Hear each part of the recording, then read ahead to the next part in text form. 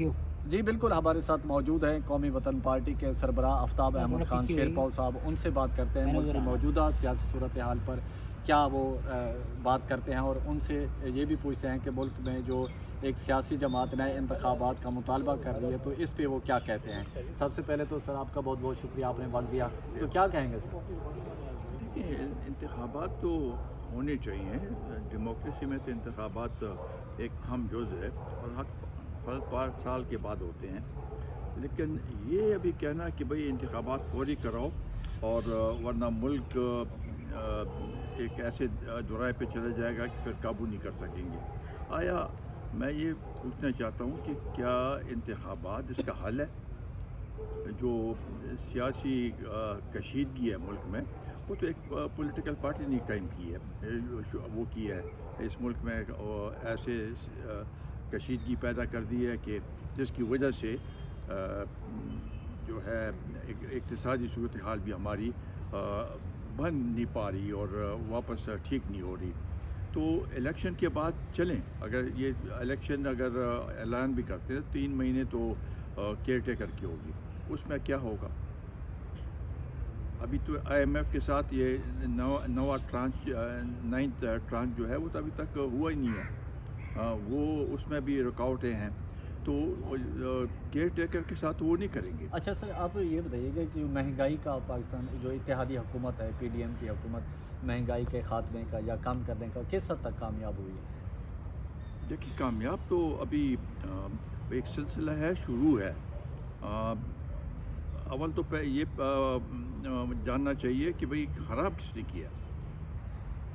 नवाज शरीफ ये इमरान खान के 4 साल के दौर में जिस तरीके से मईशत को ख़राब किया गया, और ऐसे वक्त में जब ये जो IMF है ये भी उन्होंने किया, IMF का मुआहदा उन्होंने किया और उसको थोड़ा भी उन्होंने नहीं है। जो रेट्स उसके कम कर दिए, प्राइसेस कम कर दी पेट्रोल डीजल की और बिजली की, जिससे हर माह $1 अरब का नुकसान हो रहा था।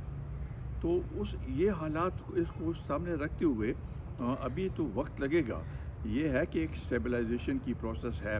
उस वक्त अगर वही हुकूमत रहती तो शायद हम डिफ़ॉल्ट की तरफ चले जाते हैं। अच्छा सर, ये फरमाइएगा कि जो आम तौर पे ये तासुर पाया जाता है कि जो बड़े फ़ैसले हैं PDM के, वो बड़ी सियासी जमातें करते हैं, पाकिस्तान मुस्लिम लीग नून है, पीपल्स पार्टी है और JUI है, और जो छोटी सियासी जमातें उनको सिर्फ यस के लिए कहा जाता है कि ये फ़ैसला हो गया। तो आप इस पर किस हद तक हकीकत है? अच्छा, हम यस वाले हो गए हैं।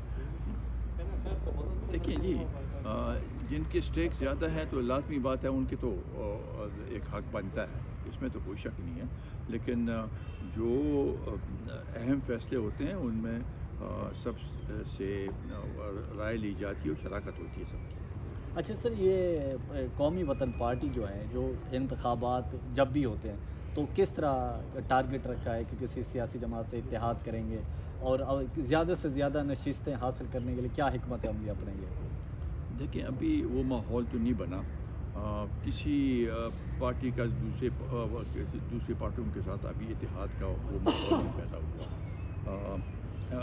PDM में भी अब तक वो सूरत हाल नहीं बनी। वो सब नवाज शरीफ साहब कह रहे हैं कि ये इत्तेहाद होना चाहिए और उसके बाद भी इकट्ठे चलना चाहिए, लेकिन अभी तक उसके लिए कोई कॉन्क्रीट स्टेप्स नहीं लिए गए। हम भी अपनी उसको पार्टी की पोजीशन को मजबूत करते हुए उस वक्त देखेंगे कि आया सूबे के सतह पे, कौमी सतह पे इत्तेहाद करते हैं या सीट टू सीट एडजस्टमेंट करते हैं। तो अभी तक उसके ऊपर कोई फैसला नहीं हुआ। अच्छा सर, ये रूस से तेल ख़रीदने का मामला है, साबका हुकूमत ने भी किया है। आप समझते हैं कि मौजूदा हुकूमत को भी सस्ते तेल के लिए जहाँ से मिलता है लेना चाहिए, क्या कहेंगे? बिल्कुल लेना चाहिए और बातचीत शुरू हो गई है। उम्मीद है कि उसके अच्छे नताइज निकलेंगे।